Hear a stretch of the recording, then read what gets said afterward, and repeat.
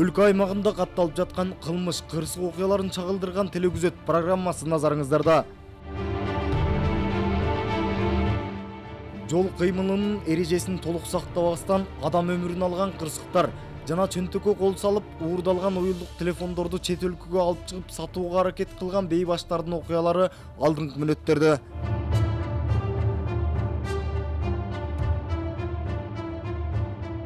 Матнан билдирүү келип түштү. Жөө адамды Өрнөк айылынын ортосуна сүзүп кеткен боюнча. Ошо сүзүп кеткен боюнча биз сразу эле окуя болгон жерге бардык. Барсак ошо кичинекей ошо Fit же Toyota үлгүсүндөгү автоунаанын сыныктары түшүп калган экен. Түзөк кызматынан план перехват түшүп, сразу эле биз издөө иштерин жүргүзүп баштадык. Чок Өрнөк айылынан Тамчы айылына чейин. Түнкү саат 2-лерде ошо Тамчы айылынын Манас көчөсүнүн 11-үйүнөн машинаны таптык.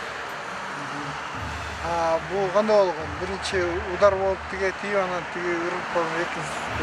Бул биринчи айдоочу жөө адамды сүзүп токтобой кетип калганда, артында келаткан экинчи машина тепселип. Албетте бүгүнкү күндөгү республиканын аймагында болуп жаткан жол кырсыктардын 90-95% бул айдоочулардын күнөөсүндө болуп жатат. Анткени деген бүгүнкү күндө көрүп атасыздар, бул бүгүнкү күндөгү келип чыккан жол кырсыктарынын себепкерлери бүгүнкү күндө ошол жанагы адамдык фактор да. Адам баласынын ошол унаа каражатын башкарууда жол эрежесин билгендиги, ошонун кыймыл аракети жана жол эрежесин так сактаганлыктын сактоосунан келип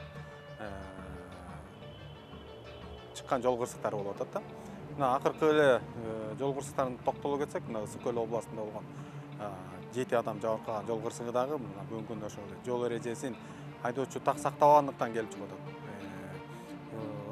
Ашыкча ылдамдыктан башкарып, унааны оозуп өтүүдө эрежелерди сактабагандыктан келип чыгып атат.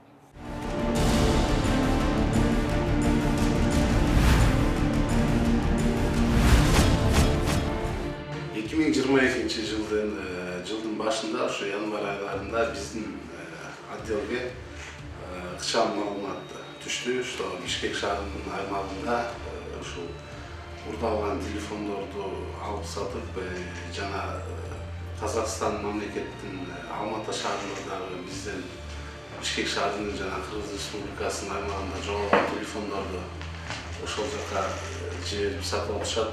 Жана ал жактан Алматы шаарынан урдалган телефондор бизге келип Бишкек шаарынын же болбосо Кыргыз Республикасынын аймагында сатылып атат деген маалымат түшкөн.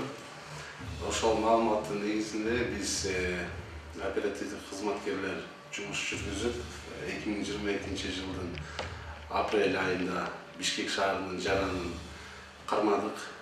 Сатуучу орду да ошо Беш Сары базарында, биздин Бишкек шаарынын Беш Сары базарынын ичинде биринчи кабатта сатуучу орду бар болчу. Ал жерге Ленин райондук сот тарабынан санкция алып, ал жерге тинтүү жүргүзгөндө, ал жерден дагы ошол жарандын үйүнө дагы тинтүү жүргүздүк. Жалпы 310 телефон, уюлдук телефон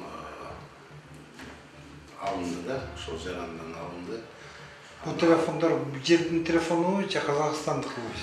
Биринчи ошо алдык, алгандан кийин биздин текшерүү учурунда ошол 310 телефондун ичинде 278 телефон Казакстан Республикасына тиешелүү телефондор болуп чыкты. Алар ал жактан Алматадан кармашты. Ал өздөрүнүн жараны, Казакстан Республикасынын жараны болчу.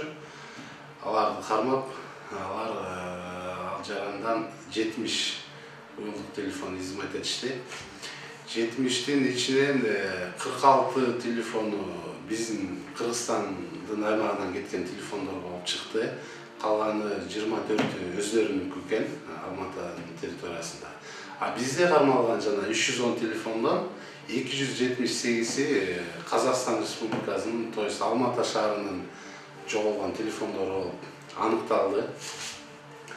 Анан кийин ушул июнь айынын башында 2022 жылдын июнь айынын башында Алматы шаарынын УДдан 2 оперативдик кызматкер командировкага келди, бизге келип жана тергөө тапшырмасы боюнча бизге ошол Алматыдан табылган биздин 46 уюлдук телефонубузду алып келип биздин Ленин райондук тергөө кызматкерлерине өткөрүп беришти. Иштин алкагында биз андан кийин дагы жарандарды кармадык. Жалпысынан биз ушул телефондор боюнча 11 жаранды кармап кылмыш жообуна тарттык. То есть бүгүнкү күндө 11 жаранга тең айып бузулду. Кылмышка шектүү катары айып бузулуп, тергөө Бишкек шаарынын Ленин райондук ички иштер башкармалыгында жүрүп атат бүгүнкү күндө. Тергөө ошол жакта.